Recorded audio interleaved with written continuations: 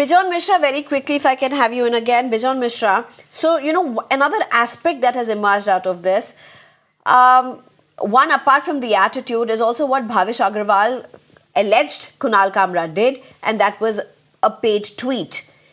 And then there is another user who comes up on social media and says that Ola reached out to him and other influencers to make social media posts in support of Ola. Now, when these back and forths happen, earlier you would have advertisements, you would have PRs, and now you have different forms of that with the social media opening up like this. There's also this whole thing of ethics and how to view social media. It just adds another dimension to all of this, to what seems to be a very ugly spat, but there are definitely other aspects to this as well. I fully agree with you. The whole advertising arena has changed now. It's gone to social media. So there are influencers, there are celebrities who are trying to endorse products and mislead consumers. And then, of course, their vested interests working. So the regulator, that is the Central Consumer Protection Authority, which is a part of the Department of Consumer Affairs, they have already intervened. They have brought in guidelines, how the influencers should work, what kind of ethics should be conducted. They are all in place. Now, my short point is, why should Ola get into these kind of controversies? If they are happy with what they are manufacturing, right, if they are strong with where they stand, then they should just ignore.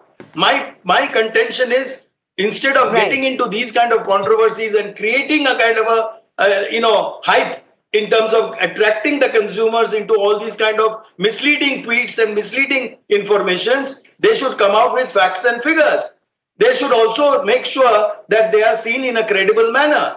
And my contention is, instead of trying to wash your dirty linen in the public domain, they should be more interested in bringing in facts and figures which will improve their brand and improve the product in terms of its performance. They should spend more time into that rather than getting into these kind of unwanted, avoidable kind of gimmicks of getting into these kind of debates. I mean, I am not in favor that such brands should behave in such an irresponsible manner. Instead of trying to address the issues of the consumers, instead of trying to understand what has been the root cause and why such incidents are happening which are not safe, which is not safe for the consumers, they should come out with their corrective measures. They should just ignore these kind of tweets where they feel it is motivated. In case it is motivated, then they should appropriately bring the attention of the regulator into it and get them into investigation, that who are these influencers who are misleading the consumers. So the bottom line is, the brand has to work in an ethical manner, in a responsible manner, and ensure that there is no such kind of controversies coming into public domain. Right. Sanjay Ghare, if I can get you in again, and the new age communication is manifold, and often the messaging is so much more important. You may choose to respond, you may not choose to respond, and either ways that's going to give out a message. So in this context, if I can put out, you have the ugly spat that's happened between Bhavish Aggarwal and you've had between Kunal Kamra. That's for one.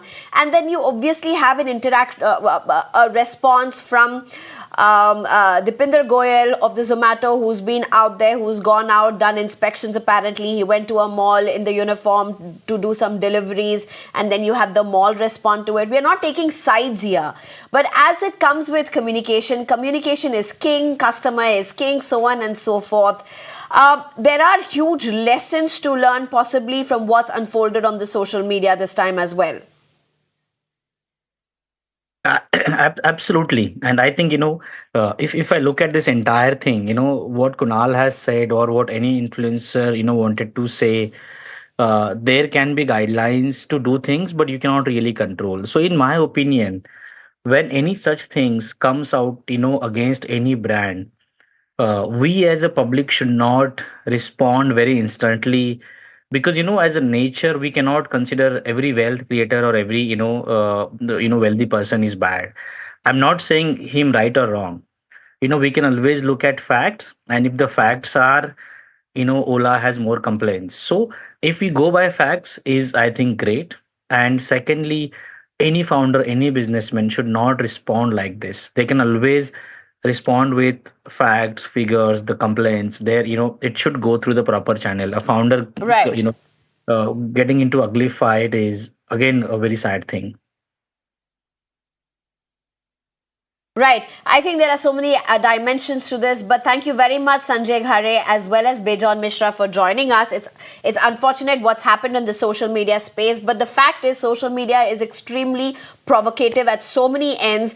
And at one point, you could have just covered up consumer responses, you could have just ducked it over, not responded to it directly. But social media pushes you to edges today that you cannot ignore, and how you respond possibly is hugely important.